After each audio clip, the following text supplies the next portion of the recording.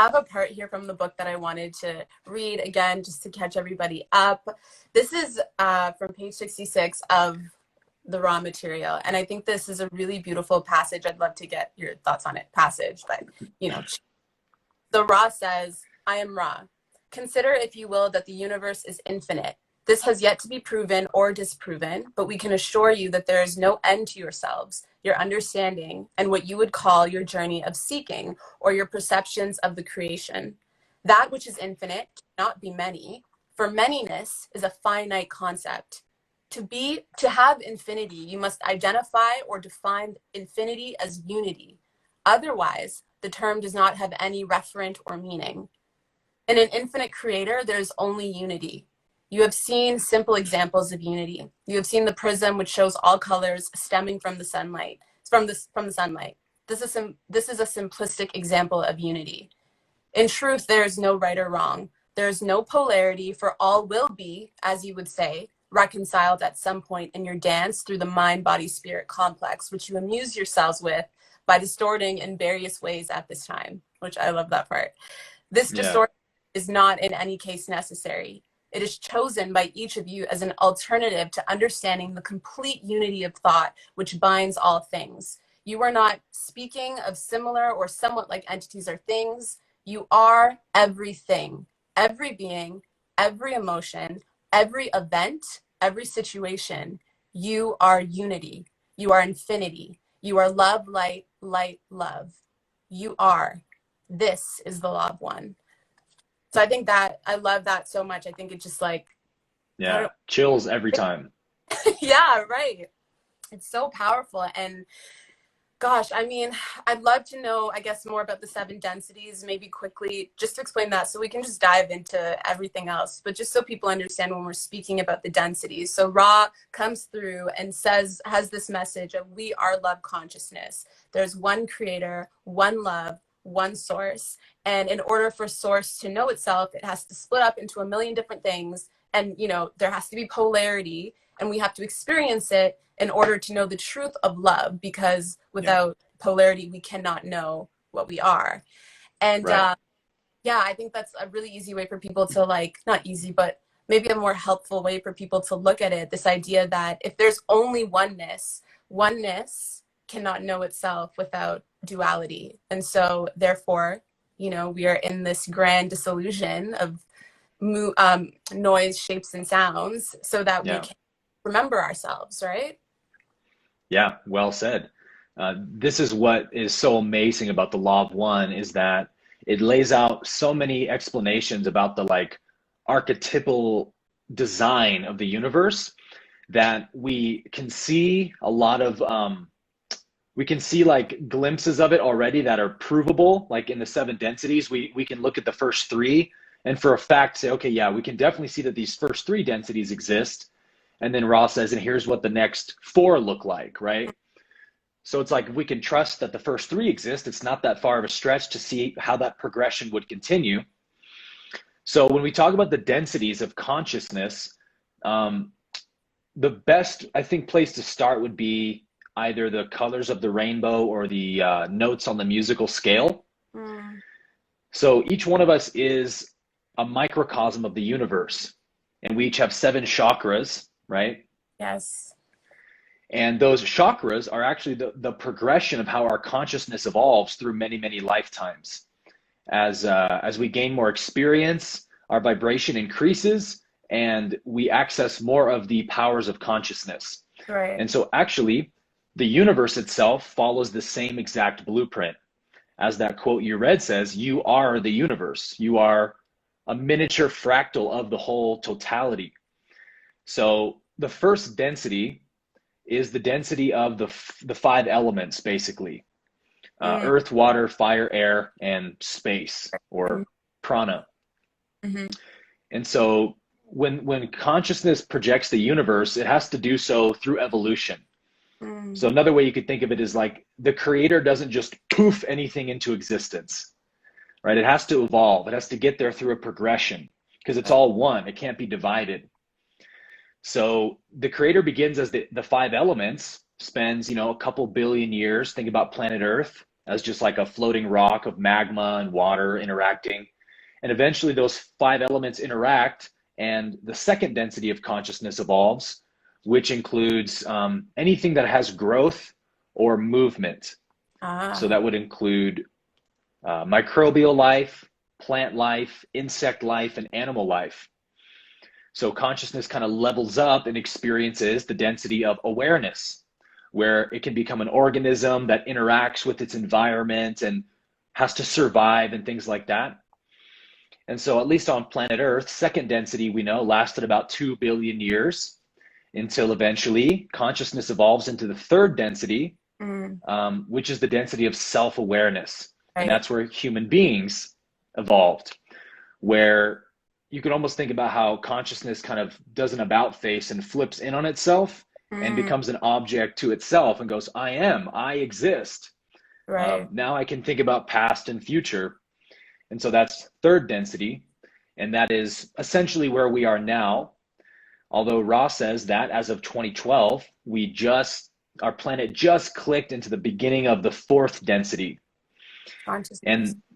And so I guess I should say with the chakras, the densities follow the chakras. So we have the root chakra at the base of the body is the first density. The sacral chakra, kind of below the belly button, is the second. Solar plexus and the diaphragm is third. And then we get to the heart chakra. That's the fourth density. And that's the density of love and unity, which again, as the quote you read was kind of describing, is the density where consciousness begins to realize, all right, it's true that we're in separate bodies, but we're all one essence. We're all one being, one consciousness knowing itself. And so we should really like love each other and get in this thing together and stop fighting one another. Right. That's a fourth density awareness, right? So fifth density would be the throat chakra. That's the wisdom or light density. Sixth density correlates to the third eye, which is the density of unity. And that is the density where love and wisdom have to find a perfect balance with each other. And once that perfect balance is achieved, the soul can evolve to the seventh density, which is the crown chakra. And Ra calls that the gateway density, which they don't really know much about because they haven't gotten there yet. But you could think of it as like 1 foot in the creator, 1 foot still in manifestation. And you're sort of just about to merge back with the allness of the source again. So powerful. So much to say.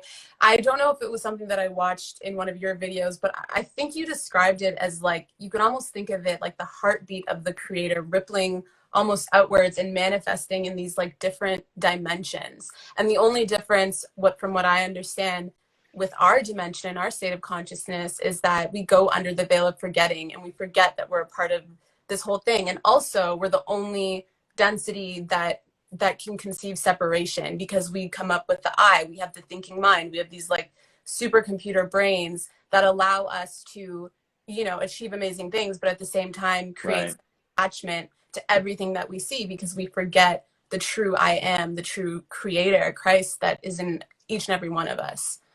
Yeah. The heartbeat idea is, I mentioned the musical scale. So Ra says that those 7 densities correlate to the 7 notes on a musical scale. So if you play piano or something, you can imagine the key of C major, and you go up the scale, and when you get to the B note, the next note is C. That's 1 octave higher. So Ra says actually the universe follows that same format.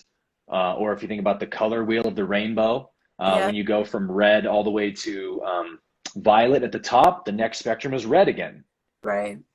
So after the 7th density, when the soul achieves an 8th density consciousness, that's actually the first density of the next universe. You could almost think of it like above this one. Right. And so it's kind of a mind blow to think about, how could that be the first dent? Like, that's insane. But Ra says that's actually how the universe works. They call it octaves instead of universes, because there's just infinite octaves of these 7 densities, and each universe or octave kind of pulls from the previous one to create its new experiment that it's going to run for this universe. So like, we've inherited whatever the experiment was from the previous universe as the foundation for ours. And so Ra likens this these octaves of different universes being born and, you know, imploding and exploding as like the heartbeat of the creator. Like every Wow. heartbeat's a new universe. Wow. Now that is powerful. I love Yeah, that. it's pretty epic. In the raw material, they also say, they talk about, like, you could think about it like being on a TV. Like, we're all in the TV and there are different channels happening. Like, there are different channels on the TV. And just because you don't know what's happening on channel 4, because you're on channel, Right. doesn't mean that there's nothing happening on channel 4. And you could do Right. that. Spirit, you know, people say ghosts, the next dimension, aliens, extraterrestrial. Like, it's all happening at the same time in the one creator that we all are. Right? Yeah. It's Ra calls it simultaneity.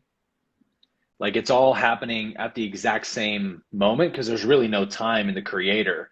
But Right. it's actually the densities model, this progression, this evolution the soul has to go through that gives this feeling to the source that it's moving through time and space and evolving and having a journey and a story.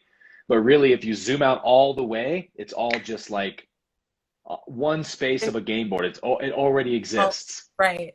Yeah. Um, what I love about you and your material, Erin, is that just how unapologetically you speak about your findings and your research and your study and just this information, this knowledge of self. I feel like when it comes to my platform, something that I'm currently expanding on is being more open about my understanding of source, creation, oneness. And why I found it tricky is because God is such a trigger word for so many people because Mm. everybody has their own experience, you know, good and bad, and usually sometimes bad, with their understanding of what God is. It's a very personal thing. People get very, you know, in their egos about religion and identity because they have strong attachments to what it means for them and how they see themselves. And I'd Yeah. love to know, you know, two things. I'd love to know, what are your thoughts on religion when it comes to this? I understand that it all works in because it's all part of the same thing and it's all true. Yeah. Um, but also, you know, how have you kind of overcome that? Because people hear God, they hear oneness, and it's like, you know, there's like a tightness almost. Oh, yeah. Yeah. Well, that's why I love the word source or Mm, creator, because that's like the one basis that all world religions can agree upon and come to the same table at. Like right, we all believe that whatever our God is, we acknowledge that it has the same qualities. It is the source from which everything comes from. It is the creator from which everything is made. And we can like shake heads and agree on that, right? mm, From there, you know, but my God looks like this, looks like that, then we may disagree. But all world religions point to the same truth, which is that there's just one being, one God, one source. So to me, like religion is the ego's way of trying to conceptualize that source. right, Um, Sometimes I'll say it's sort of like you know, kindergarten spirituality or something, where you right, know, like a kindergartner doesn't have the capacity to learn complex concepts yet. right. So it's given toys and objects to play with, and you know, fit the square inside the square hole, and like it's just learning the basics of how reality works. Right, And right. so it's not like you can't look at a kindergarten and be like, that's wrong, That's stupid, wrong. like you Right. shouldn't be playing with these toys, you should be doing algebra. It's just not there yet, right? You can't judge it for where it's at. And that's how I've come to see religion. It's like if people need to put all these words and concepts and labels onto God to feel like they can understand God better, if that's where they're at, then that's valid for them, right? Absolutely. And at a certain stage of their growth, they will outgrow those concepts. They will outlive their usefulness, so to speak, and their soul will hunger for a deeper revelation of that source. And Right. so when that time comes, that's beautiful. So who am I to say that they're wrong for that, right? Right. And for many people, it might not even happen in this lifetime. So it's like also just being Right.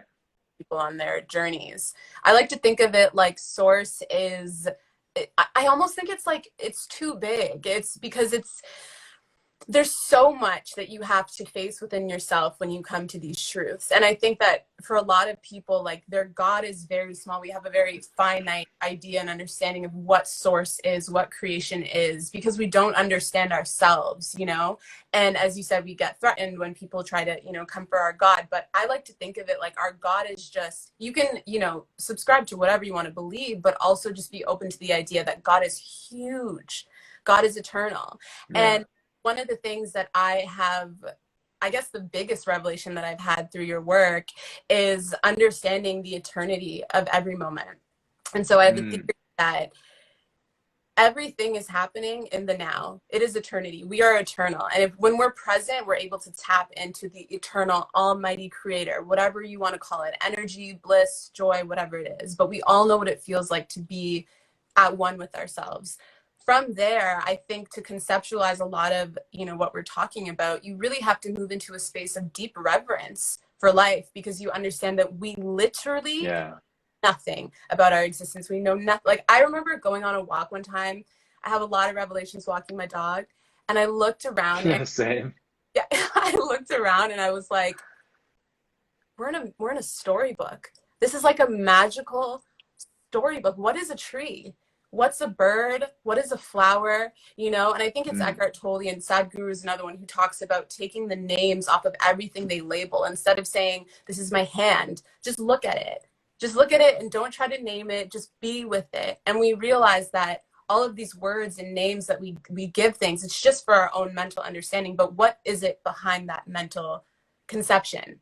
And from there, once you start to allow really, it then becomes an experiential feeling where you're not just looking at something like this is a tree. You're feeling the energy that is coexisting. And this kind of dawned on me when my dog Kyra passed away, because it was such a revelation. I remember calling my best friend and being like, death is not the end, it's the beginning, because you go back to the all. She's still here, and I can feel her anytime I evoke the thoughts of feeling her. Anytime I want to feel like to love, that's it. I have the ability to tap into that. So that must mean there's this like thing happening here. And from there, I started like talking to the universe. I would go out and start talking to trees, talking to plants, talking to animals, and they would respond. I could feel their energetic response, and I could feel myself just becoming more in tune, and then coincidences and all the things.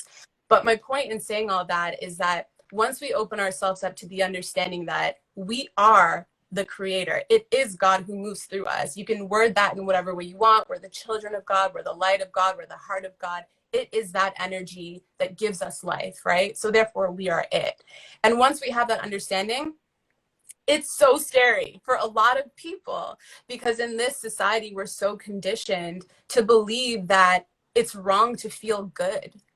And I feel like we have so much shame around just like our loving ourselves, knowing ourselves, loving life, because we're always in this survival mode, in this autopilot. And so I guess what I'm trying to say is, on my journey, I realized that feeling good, feeling God, for a lot of people is really scary, because we've been taught so much shame in our society.